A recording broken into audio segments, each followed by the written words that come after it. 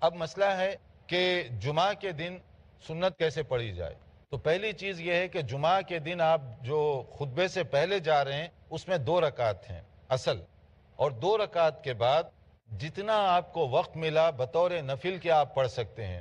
مان لیجئے آپ خطبہ شروع ہونے سے 1 گھنٹہ پہلے مسجد میں داخل ہو گئے، اب 2 رکعت کے بعد آپ کے پاس 50 منٹ ہیں، آپ جتنی چاہے 2 رکعت کے حساب سے پڑھتے جائیے، وہ نفل ہے آپ کے لیے، اس میں کوئی لمٹ نہیں ہے. اور کم سے کم 2 رکعت یہ ضروری ہے. جمعہ کے بعد جمعہ کی نماز تو 2 رکعت ہو گئی، پھر جمعہ کی نماز کے بعد اب آپ کے پاس اختیار ہے، چاہے تو 2 رکعت پڑھیں بطور سنت کے، چاہے تو 4 رکعت پڑھیں. اور اس کے اندر بھی یہ ہے کہ اگر آپ مسجد ہی میں پڑھ رہے ہیں، جیسے اکثر لوگ مسجد میں پڑھ لیتے ہیں، اب گھر میں کون جائے کون پڑھے سنت، صحیح طریقہ تو یہ کہ نوافل اور سنت گھر میں پڑھیں اور فرض مسجد میں پڑھیں. لیکن جیسے مصروف بعض اوقات ہوتے ہیں لوگ، یا کام کاج سے ان کو فرصت نہیں ملتی، مسجد میں بھی سنت پڑھی جا سکتی ہے. جمعہ کے بعد اگر مسجد میں آپ سنت پڑھیں، 2 رکعت پڑھ کے سلام پھیریں، پھر 2 رکعت یعنی 4 رکعت سنت پڑھ لیں. اور اگر فوری طور پر آپ گھر جا رہے ہیں تو 2 رکعت پڑھ لیں، دونوں کی گنجائش ہے. جیسے کہا گیا قال رسول اللہ صلی اللہ علیہ وسلم اذا صلی احدکم الجمعہ فلیصلی بعدها 4، کہ اگر کوئی آدمی جمعہ کے بعد سنت پڑھنے کی نیت کرے، ارادہ کرے، 4 رکعت پڑھے. یہ صحیح مسلم کی حدیث ہے.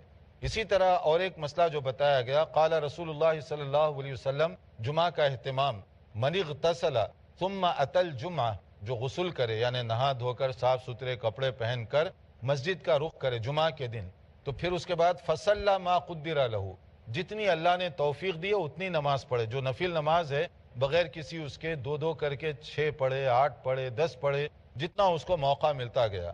ثم انصت حتی یفرغ الامام من خطبتی، پھر خاموش اور ادب سے خطبہ سنتا رہا، کسی کو نہ ڈسٹرب کیا، نہ کسی سے گپ شپ وغیرہ لگائی. ثم یصلی معہ، پھر جمعہ کی نماز امام کے ساتھ پڑھتا ہے.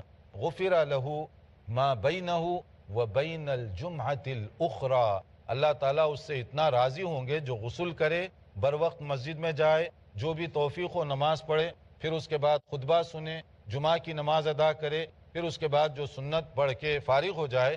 اللہ تعالیٰ اس سے اتنا راضی ہوتا ہے کہ اللہ تعالیٰ اس کے پچھلے جمعہ سے جو گناہ ہوئے ہیں وہ سب کو معاف فرما دے گا. تو یہ فضیلت ہے غفر له ما بینہ وبین الجمعۃ الاخری، یعنی ایک جمعہ سے لے کر اگلا جو آنے والا جمعہ ہے، ایک ویک کے اللہ تعالیٰ اس کے گناہ معاف فرما دیں گے. مزید وفضل 3 ایام، اس کے علاوہ مزید 3 دن کے گناہ معاف، یعنی 10 دن.